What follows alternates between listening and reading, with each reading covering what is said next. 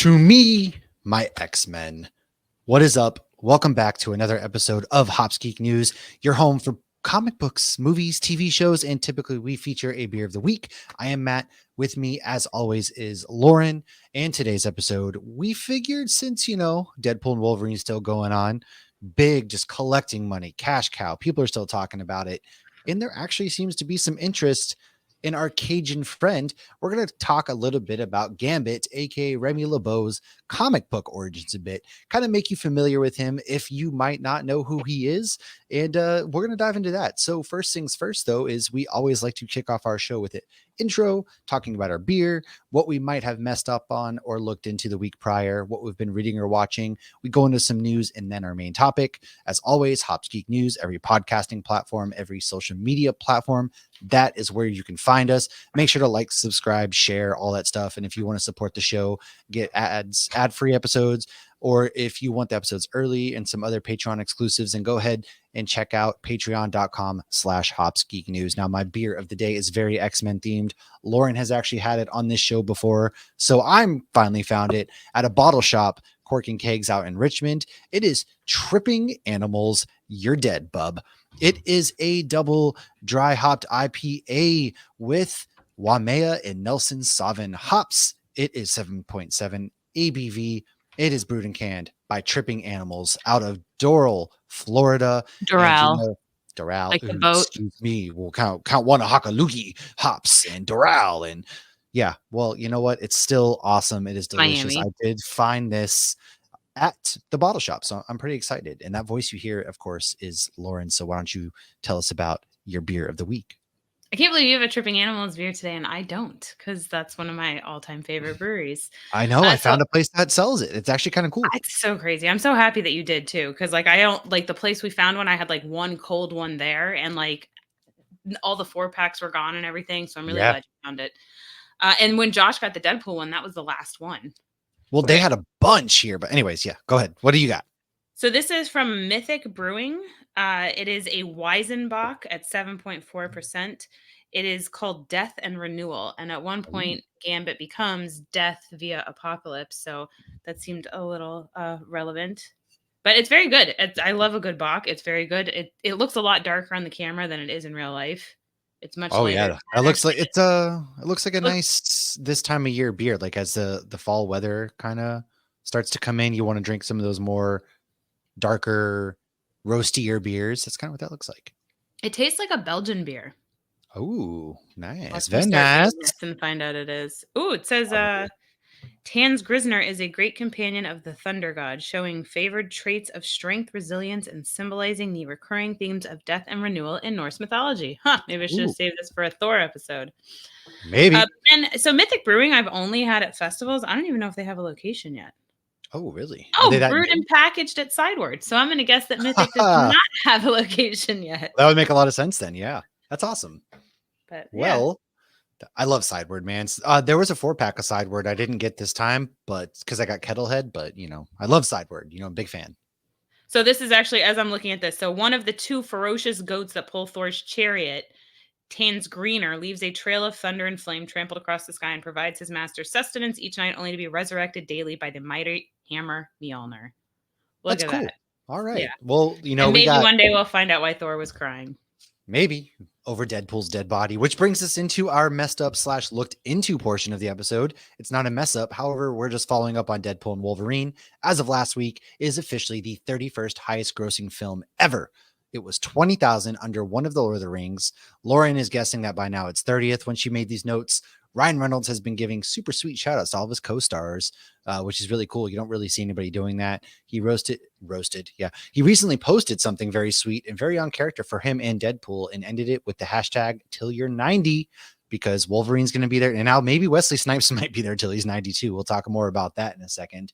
And then another co-star that he recently shouted out was Peter, played by Rob Delaney, because Peter, man, this is hard. If you don't know anything about Peter and Rob Delaney, at the end of the movie, you might have noticed the line for Henry Delaney, which was actually Rob's 2-year-old son who passed away due to a brain tumor shortly after filming Deadpool 2. Ryan wrote the sweetest thing. We're not going to read it. Lauren's going to start crying. Rob has actually wrote a funny story and very heartfelt book about it. So it's called A Heart That Works. So go ahead and check that out if you're interested. And yeah, we're gonna seg this in real quick because we're actually to make it end it on a maybe a happy note. I don't. It's not really happy, but Hopeful note. hope. We're trying to put hope back in the world. Cancer sucks, man. My wife's mom passed away when she was very young of cancer, and a childhood cancer sucks even more. Like no kid, no parent should ever have to go through that. So what Lauren has set up and something that they do is for their friend Haley, who lost her daughter. I believe it was her daughter. Haley was the little girl, yeah. Dee Dee lost her daughter, Haley. Her Haley was daughter. only 5 at the time, so it's been 2 years. And so we are, they're doing in the month of October, because that's a big cancer awareness month, doing a virtual 5K. You can also ride your bike. In the link of this bio or in the description of this episode, Matt is going to kindly post the direct link that you can actually join our group called Hops Geek Booze for Haley. It is all on the honor system. I don't even care if you lie and say you ran a 5K and you didn't. I mean, I don't hey, care. It's donations. It's $40 to right. donate towards fighting childhood cancer. And I believe So they if send you a medal too. I've never done a virtual run. This will be my first. shout out to Stacy, one of our Patreons and friends of the show. She actually came up with the name Hops Geek Booze for, obviously boo cancer and then, ghost theme because it is October. So yeah, I don't care. You can bike a 5K, you can walk a 5K, you can sleep a 5K. I don't care, man. Put this towards a good cause. And the link will be in the bio if you want to join the Hops Geek Booze cruise. And maybe Lauren and I will think of doing a little something. Maybe all the people in the Hops Geek News group that actually donates or does something, maybe we'll do a little giveaway of sorts or something like that. I think to kind I of like that pay it idea. off. That's a So good if you join the idea. group, we'll see your name in the group, and then also like send us a screenshot of your donation or whatever. And it closes obviously September 30th because it kicks off October 1st, and then we'll go ahead and we'll do a little prize pack. We'll put a little prize pack together, and we'll go randomly select from that, and it's going to a good cause. So we'll do that, man. And thanks again. Cancer sucks. Let's go into some things that might not suck. Happier things, what we've been reading or watching. Lauren, why don't you go ahead and kick us off this week? So I reviewed 2 comics this week for Nerd Initiative. One was Crocodile Black. Wow, I can't talk. Crocodile Black, number 4 Dundee. from Boom Oh, Comics. This is by Philip Kennedy Johnson, and Som is the artist. This is a very dark one. It's very interesting too, because it's like there are times where I can't tell if this is a supernatural comic or a mental health comic, and if the guy's ooh. imagining things. But it's very dark. This kid has lived like a traumatic childhood. He lost his brother at a young age. He feels guilty for it. His dad blames him for it. We learned a little bit more about that in this issue, but he's kind of like spiraled down to where like he stopped talking to his therapist. He's run away from his family because in the first issue, he is, and they tie in COVID too. So it's very interesting. He's like during COVID, he became like a delivery grocery person. Like people are still wearing masks in the comic. So I always think that's interesting when they choose to bring TV shows and comics like into the and it recognize COVID. Like I always think that's interesting of like, oh, this feels more real now. So he goes to deliver groceries to somebody's house and there's a dead body in there. Well, he has essentially become friends with the dead body. He's hanging out with the dead body. He's talking to the dead body. He's becoming the person who died. He's found his journal and he's like, That's weird. it's so weird, but he's also gotten like involved in like the local mob.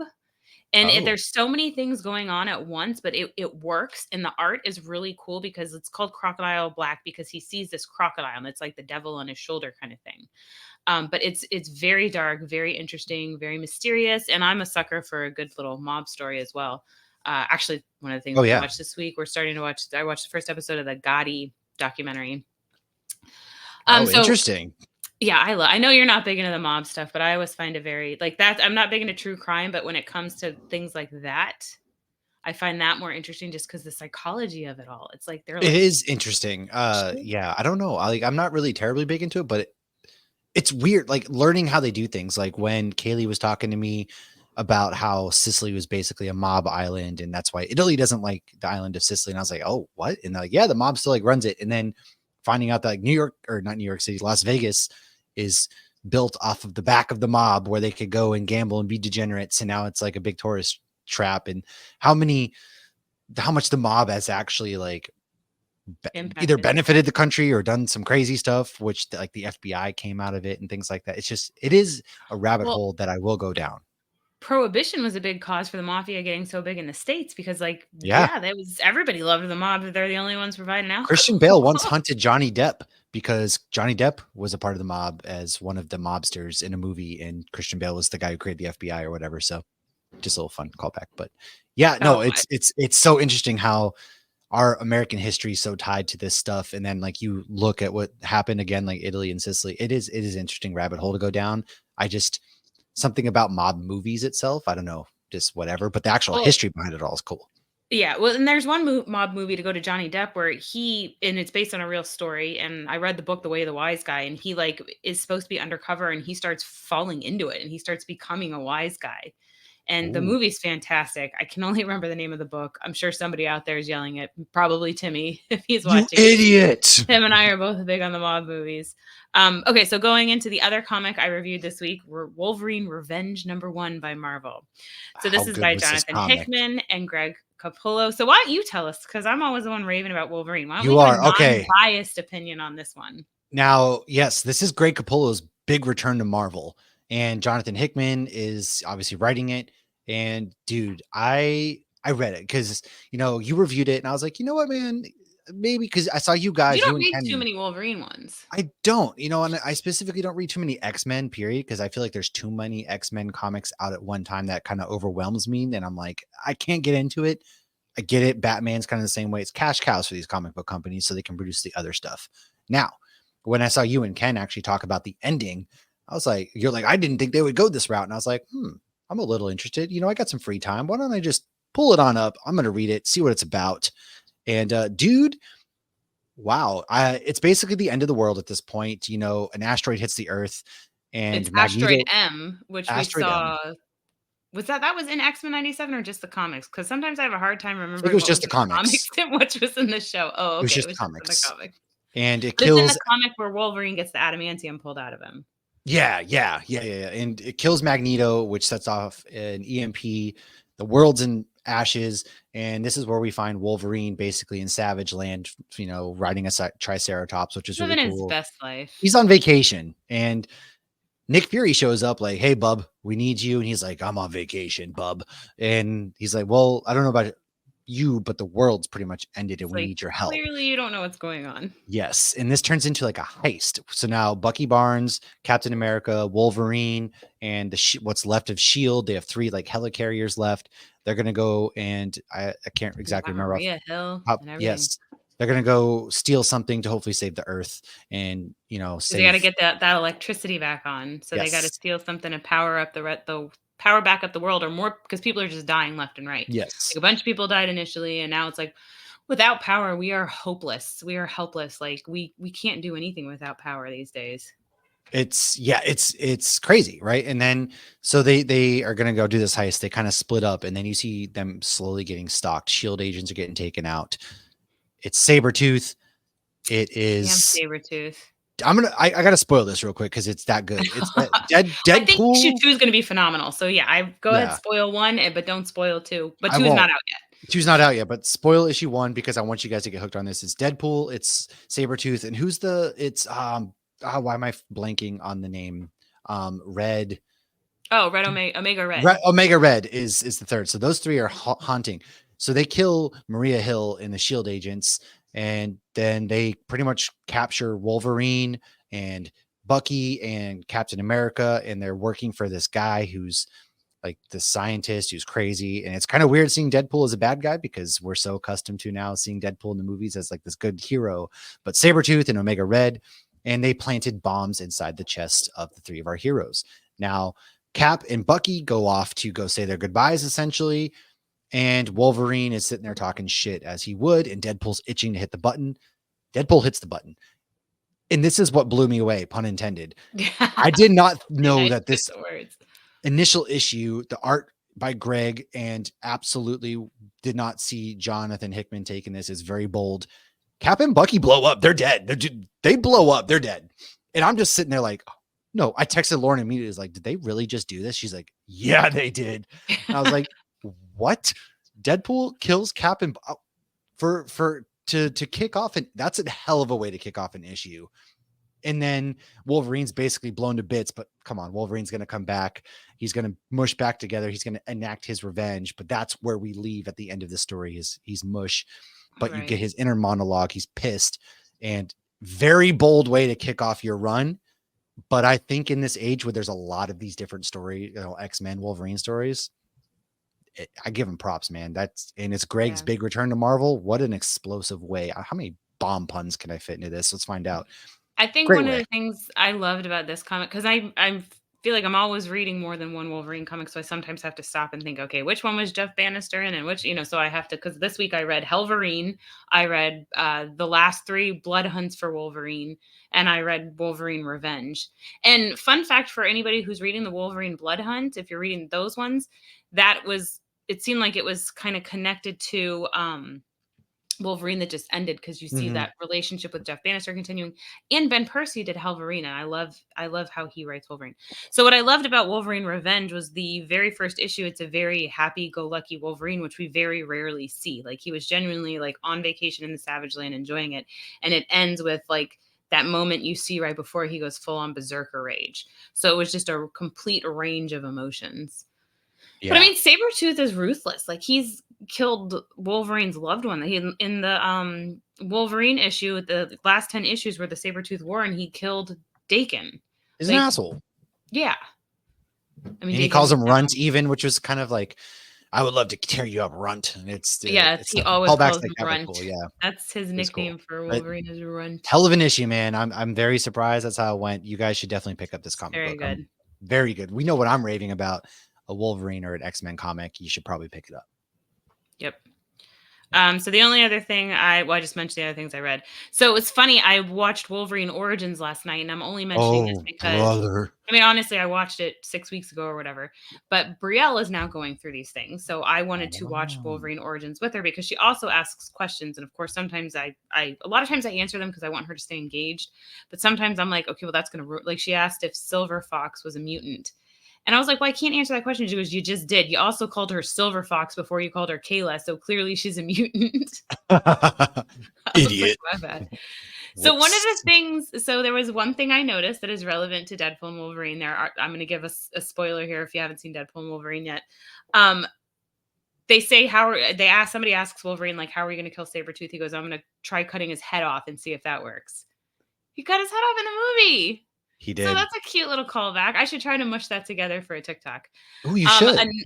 Another thing that did not make sense, I found another inconsistency. He takes his jacket off and leaves it in Gambit's plane, and then he leaves without Gambit at the end. He doesn't have the jacket on, but then he apparently has the jacket on in the trilogy later. Well, Whatever. Gambit probably mailed it to him. He got his mail. He's got his forward mailing address. Okay. He was like, hey, where do you want me to send this? Well, he's walking away without a memory. He doesn't know what his forwarding address is.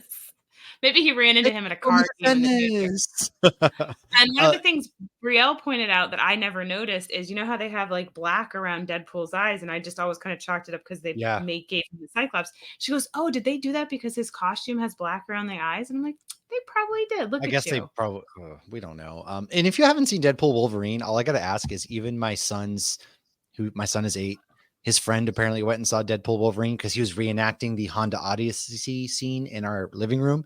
And he was like, yeah, I saw it. And I just had to close my eyes or cover my ears at certain parts. And I was like, what part Your parents didn't exactly? know what part you were going to need to cover So them. this I kid mean, can't you go guys, to the playground across the neighborhood without his parents, but yet they took him to Deadpool and Wolverine. I'm like, so what exactly parts were you covering your ears during? Because the whole movie, did you even listen to the movie? Because like, I'm a little confused. But yeah, even 8-year-old kids are apparently out here seeing Deadpool and Wolverine. So what are you doing? There's no excuse. I don't know, maybe they but just couldn't get a sitter and they really wanted to see it. I don't know. Interesting, but I have read a couple things for nerdinitiative.com, starting off with Redcoat issue number 5 by Brian Hitch, Jeff Johns, Brad Anderson, Rob Lee. Redcoat is like my favorite Ghost Machine run, and at the moment, Simon in this issue, they're basically George Washington was set up to be the bad guy in the last issue. Well, he's working with Benedict Arnold and Albert Einstein. It's like this Albert Einstein, Simon Pure buddy cop series. It's fun right now. And in this, you actually see some courageousness from Simon. He's not it's been marketed, and at this point, Simon's like this coward. And that a little bit more than meets the eye, actually, in this, is Simon kind of shows some courage and, willpower and things like that. But then, he loses that goodwill at some point, as we kind of have to, right? The other shoe has to drop pretty twist and turn at the end of issue 5 to really keep you on the hook. So, man, really, really good. And then I read Predator versus Black Panther by Benjamin Percy and Chris Allen. And this is really good because, me, I love Predator, I love Alien, all that good stuff. Predator, you get like some backstory into the different clans of the Predators, the Yatu, whatever they call it. I can never remember their name. But as far as somebody who loves them, I can never remember their actual name. But what Ben does is he gives them like some backstory and a real reason to go and fight. Essentially, the Predator, the smaller brother, loses a fight to the older brother, and he wants to get back at him. He notices he has this spear that basically what Black Panther's suit does when it bursts the energy out, it collects the energy. Mm-hmm. He finds out that, it's made from adamantium. The spear was. So he's like, I'm going to go to Earth, and I am going to. He looks up, it's from Wakanda. I'm going to go there. I'm going to steal their technology. I'm going to come back and beat my brother and take over. And so he goes there, but then at the same time, you kind of see some cool brother-sister rivalry between Shuri and T'Challa, which is really cool. His suit has like kind of an old-fashioned style to it with the blacks and the purples and like the little thing around his neck. It's really cool, and it kind of sets the stage when the Predators come in. They lock Shuri out in the outside world from helping, and now you're basically locked inside this hunt, and the Predator's like, wow, I really like his suit. I could wear that suit to help kill my brother. And it sets the stage going forward. So really enjoyed that. Those are the two things that I've read. Well, he did Predator versus Wolverine. He did. Yes. Yes. I love what he does. I love when he kind of dives into the Predator universe. And especially it makes sense too. Like, technology is very steeped in the Predator culture as it is the Black Panther culture. So I'm very intrigued by this as it is. There's a lot of similarities between these two different tribes of beings in the universe. So pretty rad. Definitely. That's from Marvel, of course. Check that out. I did watch 4 new movies. Where should I start? Just touch on Blood and Honey, because we're going to do a full episode.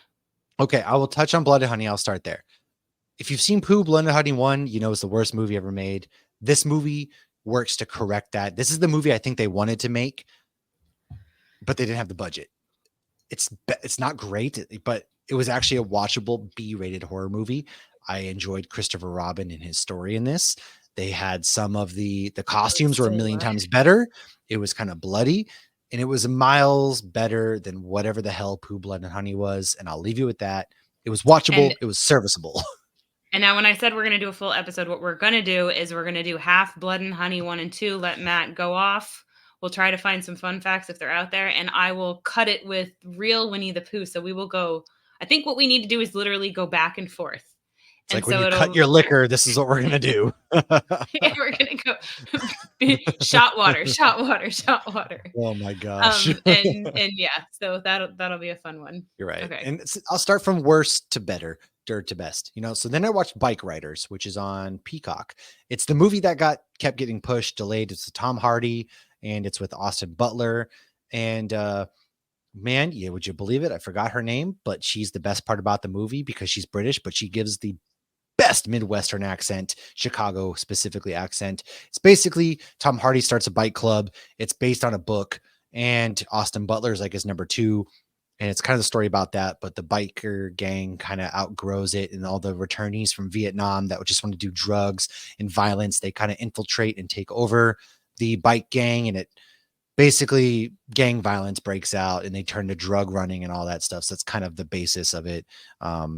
Not too much spoilers, but it was not it was okay. Very mid. I think it was like a 5 out of 10 at best. I wasn't captivated. Tom Hardy is Tom Hardy. Anytime he's playing some sort of gangster of sorts, you know what you're going to get. Austin Butler gives more of his, I'm a cool, mysterious guy. And it's just, meh. It really felt long. The run time is like 2 hours, but I felt every minute of that 2 hours. So if you got some time and you're interested in that genre, watch that.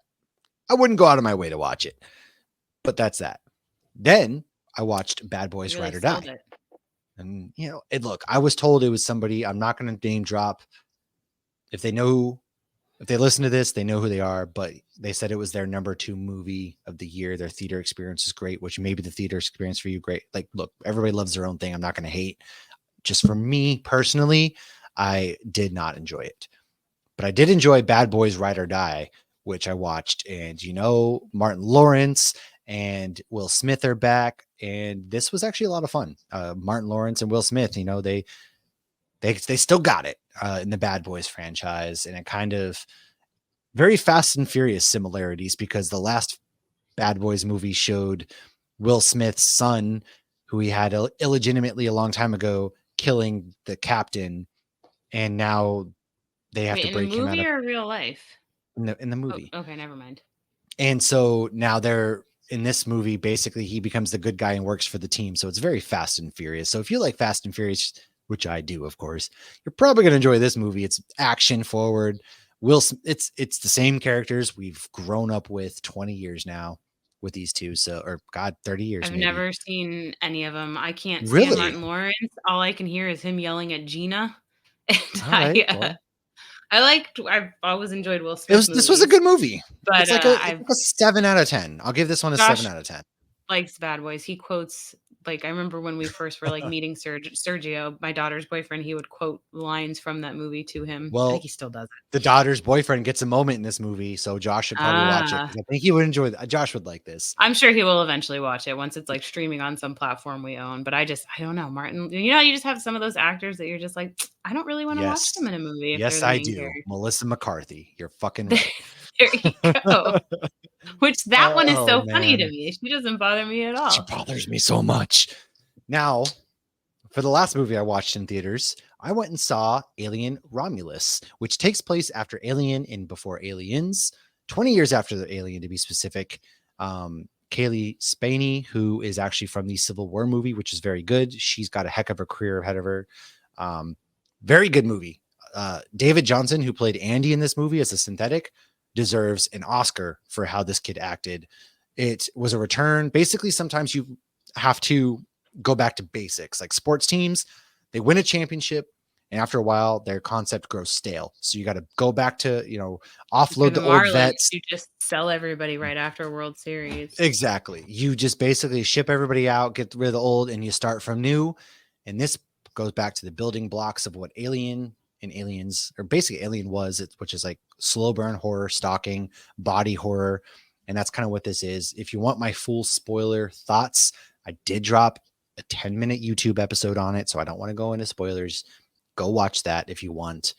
And then, of course, How I Met Your Mother. So that's what I've been up to. Is there anything that you want to touch on before we go into news real quick? No, I'm ready. Let's do All some right. news. News. Why don't you tell So us a little bit about what's happening at Avengers Campus? I don't know how we missed this in our D23 news last week. This probably should have been in what we fucked up on. So Avengers Campus is also getting a Thanos ride in California It is Adventure. King Thanos, to be exact. Yeah. And that's it. I don't know the specifics of it. We shall see. Can't be as good as Cosmic Rewind. That's the best They're also Marvel getting ride an there Iron is. Man ride. Did we talk about the Iron Man ride they're getting too? They're We getting might one at have. event. Where are they putting this? They're expanding. And that little, well, yeah, we've both been to Avengers Campus, by the actual thing where they come out of and they fight on and everything like Yes. that. There's like those doors or whatever. They're behind that. There's like a bunch of empty space they're going to build stuff at. Oh, I didn't think Disneyland had any more empty space. I They thought they do, just like surprisingly. Bugs Land was murdered for That or some Avengers people's Campus. houses are about to get turned into a ride real Oh my soon. But God. I wouldn't be surprised. Could you imagine if you, so when we went there years ago, back in 2017, we rented a house because there was a group of us and we just walked to the parks. I'm like, this is insane that we can walk to the parks from a house because you can't do yeah. that in Orlando because it's like the property's so big. Okay. So what just wrapped filming?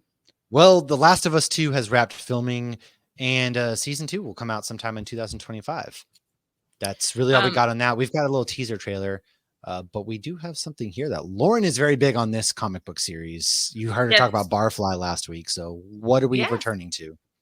So the Minor Threats world, which, yes, I was just talking about Barfly, is expanding again. So we're getting another spinoff. Will come out in December, and this is called The Brood.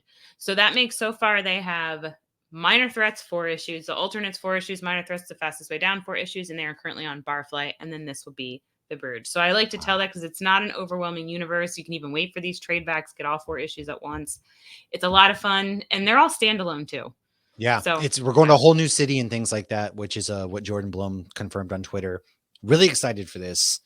Just like I'm really, really excited that on the upcoming Mickey boats, the Disney Treasure. I thought it was a Disney Adventure, but maybe it's Treasure. there's a bunch coming out. So the Disney, and there's also the Destiny. It's the one that's so based out of Singapore. this one is the one that the Deadpool will be coming on. So yes, they're gonna get Deadpool himself will be a part of the Avengers Assemble show. We're gonna get to hear Caps. He's gonna get to hear Cap say it. The boat set sail next year, and its home port will be Singapore. Hopefully, it comes to where we can go on it. Come on, Eventually. What a world There's we live in. So many boats coming out, and so I watched the There video is, God. and it's still like concept art, but it looks like the whole atrium. I don't know if it's the atrium or if it's up above, but it's like they're gonna have like a picture of a castle. Like they're trying to recreate a theme park on there by having like the grassy hub, and they're gonna have like a Moana Polynesian themed restaurant right there in this middle area, and then I forget what the other side was, but it had Indian food, so it sounded delicious. But it looks really cool. It all looks so cool. And then obviously the Destiny is the one that's going to have Black Panther in the atrium and Spider-Man on the back. I'm excited. Carrie and I were talking about booking our cruise here soon, so we should probably talk about that. But I do need a rant for a minute. I do, because The Acolyte has been canceled. No season 2. Was it the best show that they could have put out? Absolutely not. There's a lot of things that I wish. It gave us some of the coolest lightsaber battles. I thought Quimir and Manny Jacinto were freaking incredible. And they teased Plagueis. Could have done without the twin story. They could have done the High Republic a little bit better. Now, my problem is when you have 8-9 episodes, barely 30 minutes each, you're cramming a lot of stuff in a short period of time. And then how many shows, series, etc. that we have loved took longer than one season to get going? You know, they kind of like lay the foundation and then they get better as the seasons go. And so we're canceling it immediately, which, you know, there's a certain side of the Star Wars fandom, the certain like right side of things that are very excited. They've been screaming nonstop since this was out. So it feels like you're catering to that. Granted, it was the viewership was low, the lowest of any Star Wars show. I understand that. But to cancel it when you didn't really, you got to commit to longer episodes. They got to commit to longer episodes. The episodes were so short. That was terrible. Exactly. By the time you started going, season's over, episode's over. So their formula's wrong. And then I'm also really tired of Lucasfilm, Kathleen Kennedy, that whole side of the house. They have announced so many things and everything gets canceled. And so if it's not Andor, which is going to end after season 2, of course, great show. If it's not Mandalorian and Grogu, we're getting Skeleton Crew, but who's to say that might not meet the same fate? It's hard to get excited. We might get the Daisy Ridley trilogy at some point. There's been rumors it's going to film this point, but then it got pushed. And is she having health rumors issues? Ahoy. She does have something. It's not life-threatening. Something she's going to live with forever. You know, modern medicine's amazing, but still sucks. But nonetheless, we were supposed to get a Rogue Squadron from Patty Jenkins. Great concept. I mean, Marvel does it too. Like, don't announce it unless you're no. Marvel does too, but Disney or Star Wars is the biggest offender of this, though. They have announced so many things that never come out to fruition and they get canceled, never happen. And it just, I feel like Star Wars has a harder time. And like, I feel like I'm a little less biased because I came into Star Wars late in the game. I'm not invested in the way that a lot of people are. I will say, though, The Acolyte was the first Star Wars thing I genuinely did not enjoy. I thought the lightsaber fights were great, but the story and the cast was great, but the story was just lacking. It didn't suck me in. Like you said, it was too short. And so I understand why they did cancel it. What I don't understand is this show still canon? Are they going to answer the questions that they brought up? How are they going to fix it? They deserve to give Plagueis and, you know, I think Manny and they announced it on Manny's birthday too, which really sucks. And then Disney pulled all of the Acolyte merch off of Disney. That's weird. Shop. If anything, like you would think the people who liked it would want to get like a whatever of it. It's That's weird. I wonder if something's that's like a weird. write-off or something. I don't know. That or they don't have to pay royalties to people. I don't know. Nonetheless, I But don't like it. It's something feels off. It really is disheartening. I can go on forever, but why don't you give us this last piece of news so we can finally get into what the people probably um came for, the Gambit origin story. I do wonder though, my last thing with Star Wars is they have a more difficult time telling their stories than Marvel. I think because Marvel can say it's the multiverse. So we're just No. going to put that over Oh, here. We're just going to pretend that where Star told Wars is you like you should have stopped, Lauren, because now you got me again. Okay, here's the thing. it's canon or not canon. And I Here's feel no, like no, no, that no. makes it trickier. So what Marvel has is they have Kevin Feige, right? Kevin Feige's the Yeah, be but they all have end all. Filoni. They do now. They do now. George Lucas funded Filoni's Clone Wars because he believed in it and pushed it and all this stuff. And look what it became, some of the best Star Wars ever. Mhm. Star Wars has so much to play with that they can pull from legends, non-canon, canon, that they could do whatever Thrawn. they We need more want. There Thrawn. is thousands of years of Knights of the Old Republic. You can go into the future, but they're just going to rehash Skywalker trilogy, Skywalker stuff until we're dead. Because now they're probably going to take the message of, oh, people don't like the High Republic. No, That's it's not the just case. shitty Just you, storytelling, and you killed all your people right away. It was just, I don't know. It was, it, well, like if and I Filoni and knew that Favreau, one lady was okay. she That was green bad. lady, she Yeah, bothered me from the get go, and I Burness, know but like, she's in something. I need to look her up, but like, I did well, not like her from straight out the gate. she wasn't a Okay, very good actress in my opinion. And then my she last piece was is, not. if Filoni and Favreau are indeed going to helm this universe, then they need to helm this universe and they need to get something going like Kevin Feige. Like, I hate saying that, oh, they need to follow the Marvel. No, the fact of the matter is, when you have this much of a playground, like James Gunn is helming DC and Feige helms Marvel, you need somebody with a clear vision, story plans, and to be the end all say all of Star Wars. And I'm So hoping they make Filoni in that. So that's what I'll say of that. I'll drop it. We're dead I have here. a great segue here to go into Gambit. So we will be right back to talk about Gambit. So our segue into Gambit is, speaking of Feige, so talking about Channing Tatum real quick. So he was supposed to do a movie with Fox. There was a lot of back and forth. Right when they were about to get moving on the movie, Fox sold to Disney. Feige did talk to Channing Tatum about Gambit. He said he wants to make it work. He loves this character, but he cannot force it unless it makes sense. So he's telling us there's a chance. Secret Wars. Come on, we know it. At this Dun, point, I dun, think we know it. dun. I mean, Deadpool and Wolverine's still doing so well. I feel like they're going to capitalize on everything that they can. It's like, why wouldn't they? Especially now that we have the multiverse pretty Very true. clear. You So, caught a all right. quick X-Men X2 fun fact that I never caught until you put this in here. So what was it, real quick? So I actually caught this on my recent watch. In X2, when Mystique breaks into Stryker's office because she's looking to try to find out where they're keeping Magneto so she can break him out of prison, thanks to Benny. And you actually see a list of people, and Remy LeBeau is in that. And then if you go and watch Wolverine Origins, obviously Logan's seeking out Remy LeBeau to help him find where Stryker is, because Remy was known to have escaped from there. So Will.i.am's character is like, oh, I know this, Interesting. or Blob. Remember, he goes to meet Blob and Yeah. Will.i.am. That's not his name in the movie. I can't remember his name in the movie I now. know you're talking about. I don't remember either, but I know know what you're talking about. And so they're like, yeah, this guy Remy got out of there, so he'll know where to go. And that's when he tells him to go to 3 Mile Island, and he even takes him there. So yeah, Well, a little Easter egg they laid in there. I have never caught that. That's cool.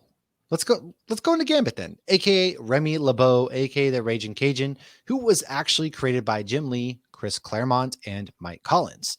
We'll dive into his powers here in a second, a little bit further, but his powers are telepathy, empathy, interkinetic power, acrobatics, and biokinetic energy. Essentially, what he can do is charge up an object, throw it, and then it explodes. It goes boom. Boom.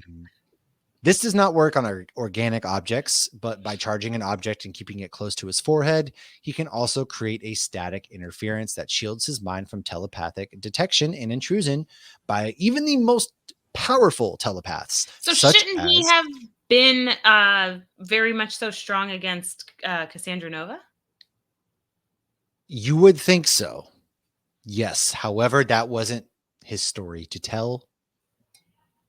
We'll leave that there. But aside from that, he is skilled in both street fighting techniques and acrobatics, and he is a very highly skilled martial artist of bojutsu, which is staff techniques. He has pretty sweet skills with the bow staff.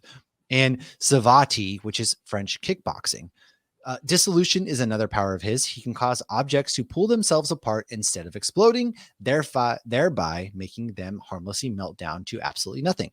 For example, he once focused on shrapnel in a person's stomach and can also cause falling debris to break down. We saw this in Wolverine Origins. He can also regenerate, however, not to the extent that like Wolverine or Deadpool can.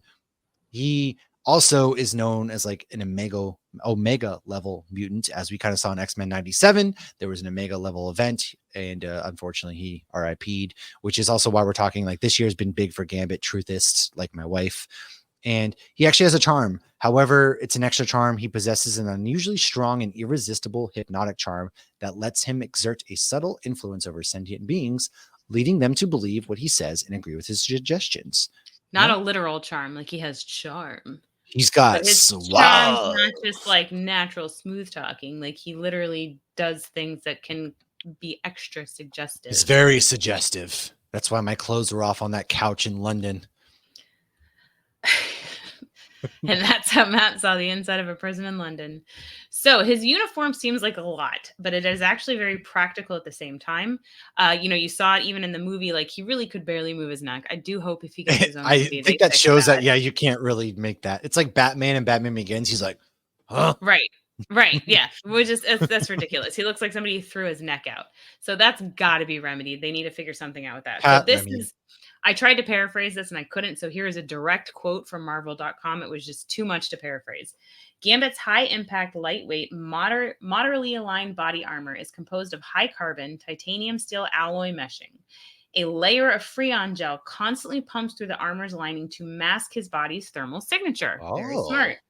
The suit's utility belt houses weaponry and devices such as ionized ferrous dust, which masks his presence on video cameras, talcum powder, which is used to view infrared beams, a mini laser torch, which he uses to cut glass naturally, lockpicks, and other devices. His trench coat is made of a synthetic stretch fabric lined with Kevlar and a woven silica fiber cloth, beta cloth, to provide protection against ballistic penetration. I like how they say ballistic penetration. It repels bullets.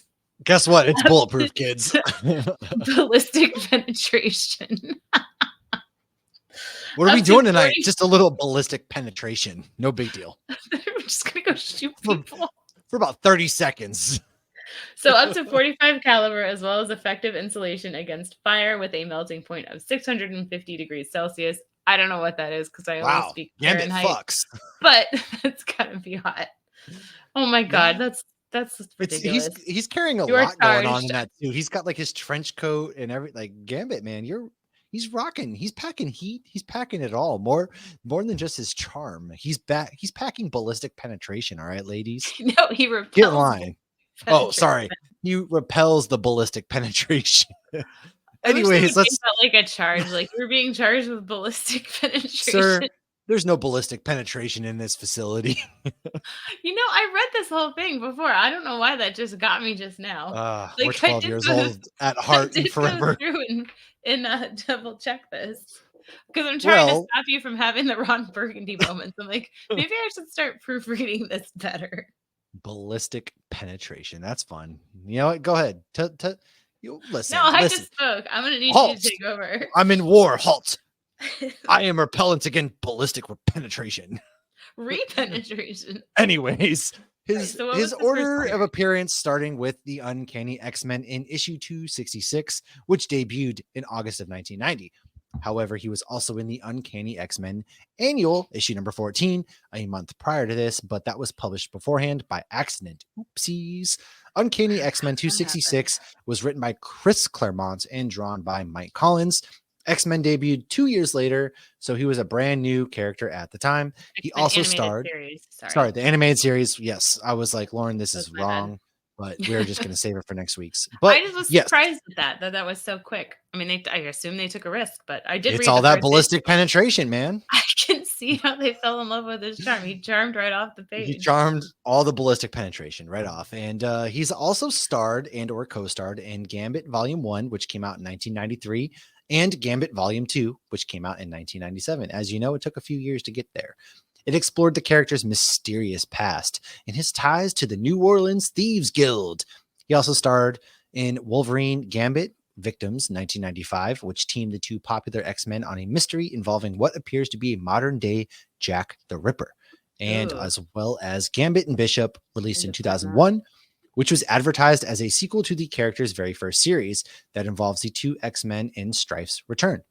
Gambit has starred in 3 ongoing series since then. The first, which lasted 25 issues and 2 annuals, it ran from February of 1999 to February of 2001. The second lasted 12 issues and ran from 2004 of November to August 2005. The third and final series lasted 17 issues from August of 2012, ending in September of 2013. Additionally, Gambit and the Externals, published in 1995, which featured a group of renegade mutants led by Gambit who had been living on the edge of law during the Age of Apocalypse storyline in 2009. Gambit's past was explored in the one-shot X-Men Origins Gambit in 2010. The one-shot Curse of the Mutants, Storming Gambit, was released as well in June of 2011, and he began co-starring in X-Men Legacy. So why don't you go into what his profession as a thief kind of was? So he was a professional thief and adventurer. That is listed as a profession for many Marvel characters, and I find it hilarious. It's like It you're is. unemployed. I get it. So Listen, he's you don't really have a job. All right, we get it. like add something else to the resume. He's a mutant from New Orleans, Louisiana. Shortly after he was born, he was kidnapped by the Thieves Guild of New Orleans. The reason for his kidnapping was that the guild believed he was Le Diablo Blanc, meaning the White Devil, the one prophesied to Excuse me, he's restore not the the White old Devil. Ace kingdom. Ventura is the White Devil. Okay, get that Oh right. my God. Yeah. They thought this was because he had red eyes. The real reason was most likely because there was some government testing going on his mother. Oh. Some government testing going on with his mom. At age 15, poor Gambit was once again kidnapped. This time so he could be sold to Hydra so they could have some mutant soldiers. However, he escaped. And in doing so, he learned about his trademark move. His friend dropped a playing card. Gambit picked it up. He threw it at somebody, and kaboom! Thus it goes. And as a kid, Remy met a young girl whom he befriended and loved. Her name was Belladonna, for Dean and Charlie, not the porn star, and for Sam, not the poison. Supernatural, everybody. Later on, their fathers decided they were to marry. You're getting married. The goal was to unite the Guild of Assassins, which Bella's dad was in, and the rival Guild of Thieves, which Remy's dad was in. After they get hitched, Gambit was exiled and left Bella behind. They would still see each other from time to time, and eventually she became the leader of the Guild of Assassins. The reason for the exile was because Bella's brother challenged Gambit, saying he wasn't worthy. Gambit kills him. How's that for worthy, bud? And since the point of the marriage was peace, he was exiled in an attempt to keep peace between the thieves and assassins. He does later come back for a bit as he inherits his father's role as patriarch of the Thieves Guild and merges it with the Assassins Guild, which then become the Unified Guild. Gambit was once part of the Exiles. Various people were in this group at different times, including a cute version of Wolverine from Mojoverse called Wolvie. The Exiles were a group of heroes from different realities. Their job was to repair the time stream where needed, which to me sounds like a job that somebody from the TVA could assign. Very much so. At one point, Remy's powers were out of control, so he reached out to Sinister for help, as one does. Clearly. Sinister removed some of Remy's brain tissue to reduce his power levels. He got a but that also lobotomy. helped him. Yes. He was actually a Kennedy, okay? They sent him for a lobotomy, all right? So this gave Sinister some control because that's what he likes to do. As a debt, though, because he helped him with his powers, Remy had to do missions for him that didn't last too long, though, because, Sinister's a bad guy and Remy's a good guy at heart. So when working for Sinister, he had him work with the Marauders. He was a bit surprised, though, when Sinister then sent them to go kill the Morlocks, since the Morlocks are just mutants living as outcasts in the underground tunnels. So Remy saved someone, and then he dipped out. He later got all his powers back eventually. There is a story that takes place 70 years in the future where he was kicked out of the X-Men after a trial against him was going on, in which Magneto presided over, but they didn't know it was Magneto, where Gambit's involvement in this massacre of the Warlocks actually came to light. This worked out in the end, but he was dumped near Antarctica, but he did find his way to Savage Land, and eventually he made his way back to Rogue, and everybody was happy again. Ooh, okay. Tell me more. Storm is the one who sponsored him getting into the X-Men after he helped her when she was in the body of a child. She looked like a young teen, not like a child. This story is Gambit, I'm going to need you to come have a seat. Oh, there is a line. I actually took a picture of it because I actually did read this comic today. So, Uh, so this story is actually Gambit's first appearance in Uncanny X-Men 266. The Shadow King had Storm trapped. Gambit just happened to be stealing some paintings there, and he found Storm in a pool after she had jumped out of a building. He helped her out, and he decided to leave the paintings to help her. He chose to help her over that. He sensed she was a fellow thief, which she was as a child. We even saw that in X-Men Apocalypse. They then helped each other out back and forth. And when he does join the X-Men later, obviously this is where he fell in love with Rogue. But at one point, she's like, trust me and jump off this building. And he's like, you don't speak like a child. And he's like, if you weren't a child, I would think this was something else or something along those lines. I was like, good God, 1990. So, the yeah. 90s were just kind of wild, man. Okay. So, speaking of Apocalypse, why don't you take us Yes. down that road? Gambit was actually one of Apocalypse's 4 horsemen. He was Death. Becoming Death turned his hair white and his skin an onyx black color. He could manipulate the potential energy of objects within his vicinity and convert the materials into toxic substances. This includes turning oxygen into poisonous gas that was effective up to 15 feet away. He was like a Pokemon. Now, a little bit more about his time as Death. Upon the return of Apocalypse, Gambit agreed to submit to Apocalypse. His intention was to infiltrate himself into Apocalypse's ranks in order to protect the X-Men from the Dark Lord's eventual betrayal. However, he miscalculated as the transformation process warps his mind as well as his body. I was wondering what would break first, your spirit or your body. Now, despite having his mind and body twisted, Gambit retains a large portion of his former self, stating to Apocalypse, I'm both Death and Gambit. I want to drop a bitch in there, but, PG. And he also remembered his love for Rogue as he could not bring himself to kill her. Gambit and Sunfire then returned to the Xavier Institute to claim Polaris. Gambit, in an attempt to free all ties with his old self, tries to kill Rogue and would have been successful had it not been for Pulse neutralizing Gambit's powers. After the X-Men defeat Apocalypse, Sunfire leaves with Gambit to help him clear Apocalypse's brainwashing and live as entirely new beings, only to then be approached by one Mr. Sinister. Dun, dun, dun. So Shiro Yoshida, aka Sunfire, is the one that helped Gambit get out of control of Apocalypse's brainwashing. However, he does suffer from reemergence of his death persona over the years. Side note, Sunfire is the cousin of Silver Samurai and Mariko Yoshida. We met both of those in The Wolverine. Mariko in the comics is Logan's main go-to squeeze. That's his boo. Gray. Or I don't know what the kids call it today. So in 2018, Rogue and Gambit did finally get married. When Kitty Pryde and Colossus called their wedding off or fell through or whatever that may be, Rogue and Gambit decided to get hitched instead. And Beast gave them the best wedding gift ever, a power dampening necklace. He let him fuck. Consummate their marriage. Hey kids, you know what'd be great? You're gonna fuck tonight. Yeah. Can you imagine it was probably he's gonna chart. Never mind. We can go on for yes. Okay. Yes. So we're going to end with just some random fun facts. Random fun facts. Yukio, who we met in the Wolverine and in Deadpool, aka Pinkie Pie, before she works for Clan Yoshida, was a thief who ran with Gambit. Gambit is actually fluent in English and French. Which we see that a lot. He speaks like Franglish. Yeah. Cajun. Franglish. Yeah. That's what they say it. So he traveled a bit with X-23, also known as Laura. As seen on X-Men 97, he is a great cook who loves doing so, although a crop top isn't ideal for cooking because once those beignets hit that oil... Yeah, but look at those abs.